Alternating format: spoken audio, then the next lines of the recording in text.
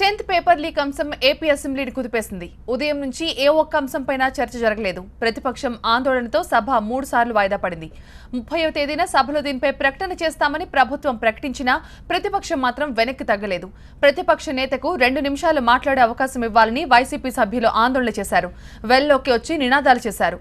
వాయిదా తీర్మానంపై చర్చించే అవకాశం లేదని స్పీకర్ స్పష్టం చేయడంతో ప్రతిపక్షం నిరసనని కొనసాగించింది. దాదాపు గంటకు పైగా వైసీపీ సభ్యులు నినాదాలు చేశారు. ప్రభుత్వం ద్రవ్య వినిమయ బిల్లును సభలో ప్రవేశపెట్టి చర్చను చేపట్టింది. టీడీపీ సభ్యుడు కూన రవికుమార్ మాట్లాడుతున్న టైంలో ప్రతిపక్ష నేత జగన్ తో పాటు వైసీపీ ఎమ్మెల్యేలు సభ నుంచి బయటకు వెళ్లిపోయారు.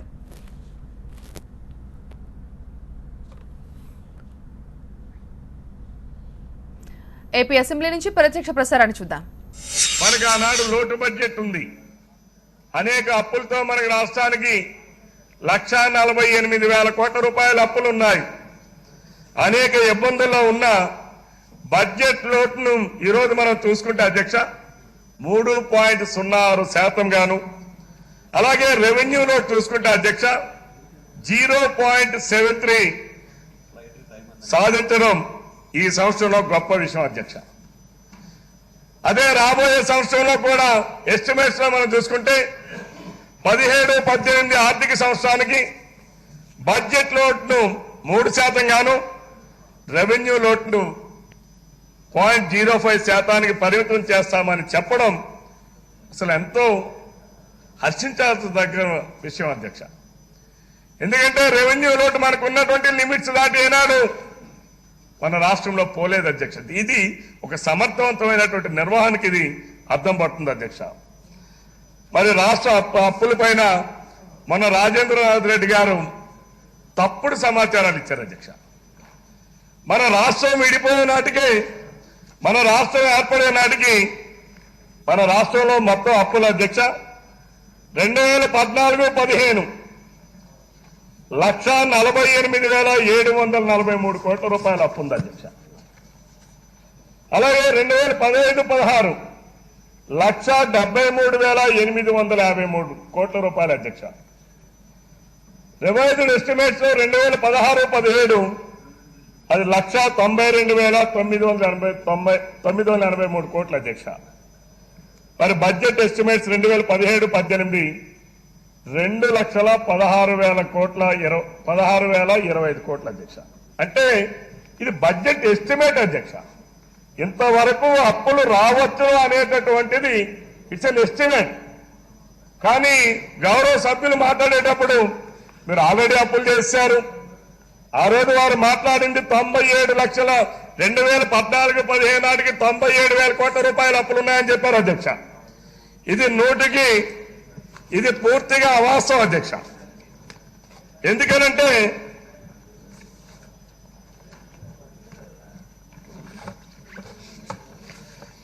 ఈరోజు ఒక్కసారి మన వాస్తవాలు పరిశీలన చేస్తే అధ్యక్ష 97,000 కోట్ల రూపాయలని చెప్పి అవాస్తవాలని ఆయన ఈరోజు సభ ద్వారా ప్రవేశపెట్టారు, సభలో చెప్పారు అధ్యక్ష.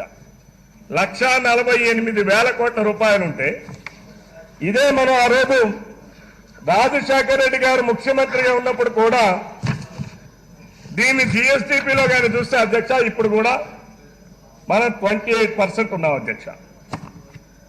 అదే రాజశేఖర రెడ్డి గారు వారు ముఖ్యమంత్రిగా ఉన్నప్పుడు కూడా 2003-04లో చూసుకుంటే అధ్యక్ష చంద్రబాబు నాయుడు గారి ప్రభుత్వం నుంచి కాంగ్రెస్ ప్రభుత్వం అధికారం చేపట్టే నాటికి ఉమ్మడి రాష్ట్రంలో అప్పులు 55,770 కోట్ల అధ్యక్ష.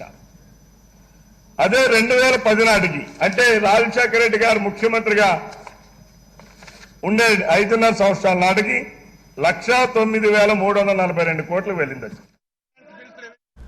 అంతకుముందు 10th పేపర్ లీక్ అంశం ఏపీ అసెంబ్లీని కుదిపేసింది.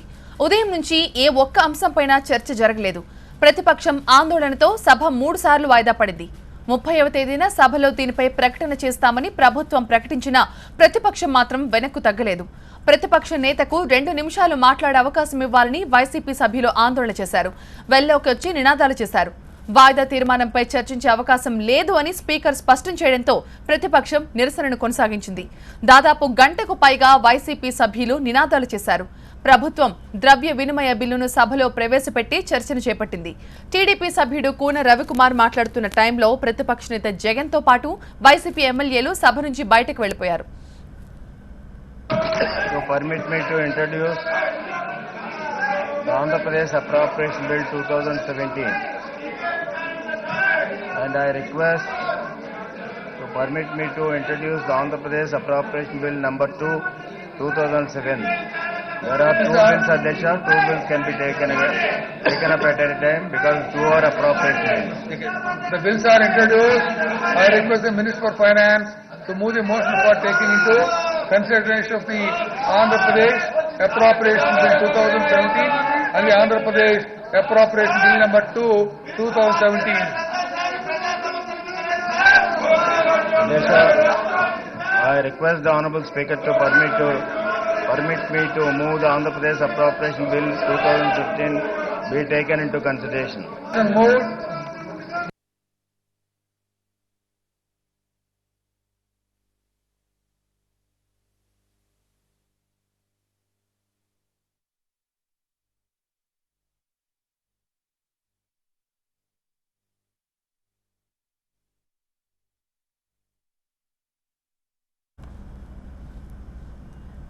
ఇక ఉదయం కూడా 10th పేపర్ లీక్ పై ఏపీ అసెంబ్లీ దద్దరిల్లింది. వాయిదా తర్వాత కూడా వైసీపీ సభ్యులు ఆందోళనకు దిగారు. ప్లకార్డులు ప్రదర్శిస్తూ నిరసన చేపట్టారు. దీంతో మూడోసారి స్పీకర్ సభను వాయిదా వేశారు. అవుతుంది అధ్యక్ష. అంచేత నేను అందుకని ఈ సెషన్ అంతా కూడా కోరుతూ ఉన్నా మెంబర్స్ ప్రతిపక్ష నాయకులందరూ కూడా ఏంటంటే డిస్కషన్ లో పార్టిసిపేట్ చేస్తే డిబేట్ లో పార్టిసిపేట్ చేసినట్లయితే మనం ఏదైతే ప్రజాధనాన్ని ఖర్చు పెట్టినో దానికి వాల్యూ అధ్యక్ష. లేదా బిల్లు పాస్ అవడానికి గౌరవ సభ్యులు అడ్డు తగలడం అనేటువంటిది మంచిది కాదు అధ్యక్ష. ఎంచేతంటే ఈనాడు ప్రభుత్వం ఈ పేమెంట్స్ ఏప్రిల్ 1 నుంచి పేమెంట్స్ అవ్వాలనుకుంటే మనకు అప్రాపరేషన్ బిల్లు పాస్ అయితే తప్ప ఎవరికి వీళ్ళకి జీతాలు రావు అధ్యక్ష. అదేవిధంగా పేమెంట్లు కూడా చేయడానికి వీలు పడదు. అంటే ఇది కాన్స్టిట్యూషనల్ ఆబ్లిగేషన్ కాబట్టి మెంబర్స్ అందరూ రిక్వెస్ట్ చేస్తున్నాం. అదేవిధంగా ఈ బిల్లు అప్రాపరేషన్ బిల్ని పాస్ చేయడానికి అవకాశం ఇవ్వాల్సిందిగా మెంబర్స్ కోరుతున్నాం అధ్యక్ష. మీరు కోఆపరేట్ చేయవలసినటువంటి అవసరం ఉంది. అవసరమైతే 30వ తారీఖున మేము ప్రభుత్వం తరఫున స్టేట్మెంట్ పెట్టడానికి ఏ విధమైనటువంటి అభ్యంతరం లేదు అధ్యక్ష. 30th రేపు సెలవు కాబట్టి 30th అన్ని డీటెయిల్స్ కూడా తెప్పించి ఇప్పటికే కొన్ని యాక్షన్స్ తీసుకున్నారు ప్రభుత్వం. అదేవిధంగా తీసుకుని వచ్చి స్టేట్మెంట్ ఈ హౌస్ లో పెడతాం అధ్యక్ష. స్టేట్మెంట్ పెట్టిన తర్వాత మీరు డిస్కస్ చేయొచ్చు, మీరు క్లారిఫికేషన్ కూడా అడగడానికి అవకాశం ఉంటుంది.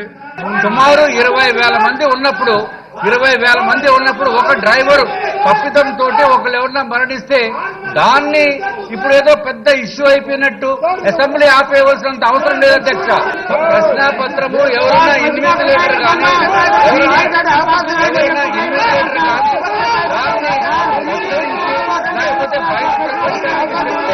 Director of Government Exams Andhra Pradesh. You are going into the subject. అధ్యక్ష ఇది రాతపూర్వకంగా your adjournment motion is daily situation report అని చెప్పి your adjournment రాతపూర్వకంగా రిపోర్ట్ ఇచ్చారు. అన్ని కూడా రాతపూర్వకంగా రిపోర్ట్ నేను ఎక్కువసేపు టైం తీసుకోను. 2 నిమిషాలు నేను చదివి వినిపిస్తాం వాళ్ళు ఏం రాసినారు. no question is no. వాయిదా తీర్మానాలు ఎప్పుడు కూడా ఈ శాసనసభలో ఎక్కడా కూడా చేపట్టలేదు అధ్యక్ష. ఏదైనా ఎక్సెప్షనల్ కేసు ఏదైనా ఉంటే తప్ప వాయిదా తీర్మానాన్ని హౌస్ అడ్జర్న్ చేసినటువంటి సందర్భాలు లేవు. దీంట్లో ఎక్సెప్షనల్ కేసు ఏం కనపడడం లేదు అధ్యక్ష. ఆల్రెడీ ప్రభుత్వం కొన్ని యాక్షన్లు తీసుకుంది. ఏం తీసుకున్నాం, ఏం చేయబోతున్నాం అనేటువంటి 30వ తారీఖున మేము స్టేట్మెంట్ ఇస్తాం.